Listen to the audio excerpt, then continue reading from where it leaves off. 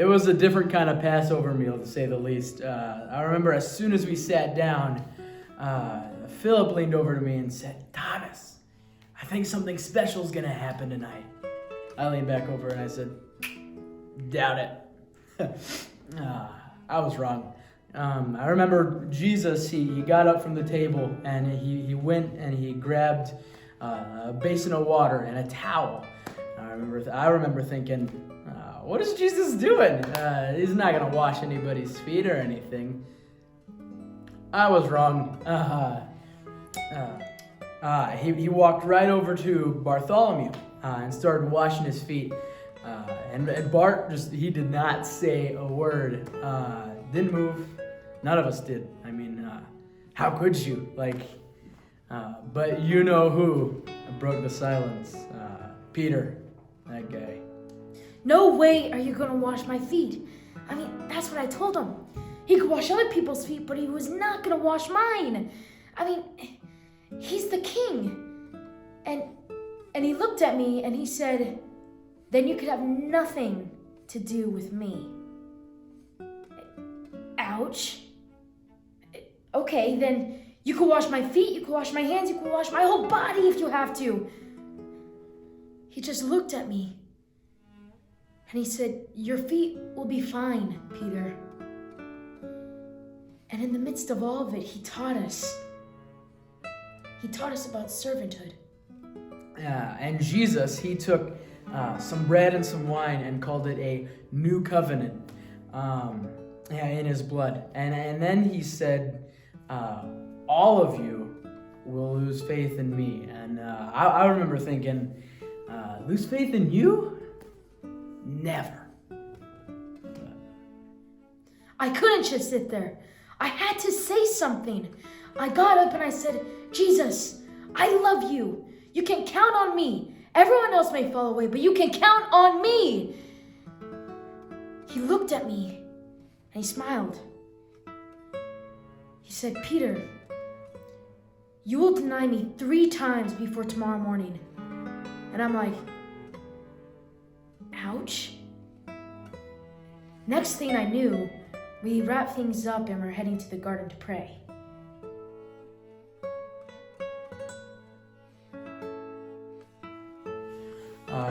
Once we got to the garden, it just got crazy. Jesus asked Peter, James, and myself to go a little bit further in the garden with him and pray, and we did. We tried, at least. We kept falling asleep, and Jesus kept waking us up. And I remember one time he said, "The spirit is willing, but the flesh is weak." That's true. It's all a blur. And to think this whole mess got started because of Judas. I mean, did he really think what he was doing was right? I mean, There he is, the one standing by himself praying. Now, the one that I kiss upon the cheek is the one you want, okay? 30 pieces of silver, remember? 30 pieces, that was our deal. a kiss? Judas betrayed Jesus with a kiss of a friend. And then it just got crazy. Peter grabs a sword and cuts this guy's ear off. And Jesus, he just reached down and he picked it up, stuck it back on the guy's head like nothing had ever happened. And then they took him. I would love to say that we fought for him, but we didn't. We ran. I ran. So ashamed. What have I done? What have I done? Was I so stupid to think? I've killed him.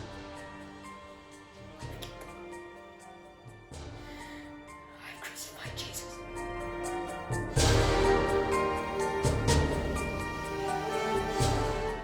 Yeah, I killed Jesus. That's what the crowd wanted. That's what they got. Personally, I don't think that man did anything to deserve what he got. But when the governor did his sentence, that's when I went to work. I loved that job. I felt like I was administering justice every time I nailed someone to a tree. But that man, he didn't deserve that. Makes no sense.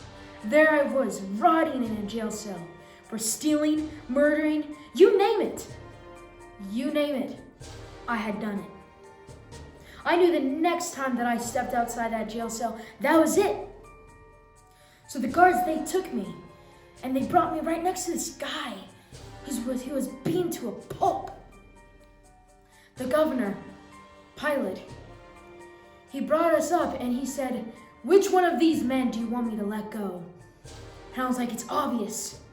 They would start saying, "Let Jesus go, let Jesus go." And then I would say where they could go. The guards, they shoved me into the crowd and they took this other man to Golgotha. I mean, it made no sense. 1 minute, I'm a man marked for death. The next, I'm free. So they took this man to Golgotha and I followed him all the way there. I was stationed at Golgotha that day. We had just raised the second criminal by the time they had brought him to me. I'll never forget the way he looked. He had been beaten, spit on, whipped. He was unrecognizable as a man. He was hideous. What was left of his clothes was stripped off and he was thrown down on the cross. That's when I went to work. Generally, when you crucify a man, the first hand is always the hardest. They're trying to fight and get away. So I would have 2 soldiers hold him down. But this one, he didn't put up a fight. I thought he was exhausted. As an executioner, I've been called every name in the book. Had men yell at me, plead with me. But I wasn't prepared for that.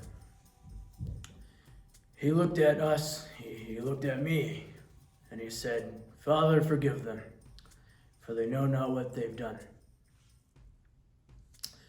He forgave us, forgave me.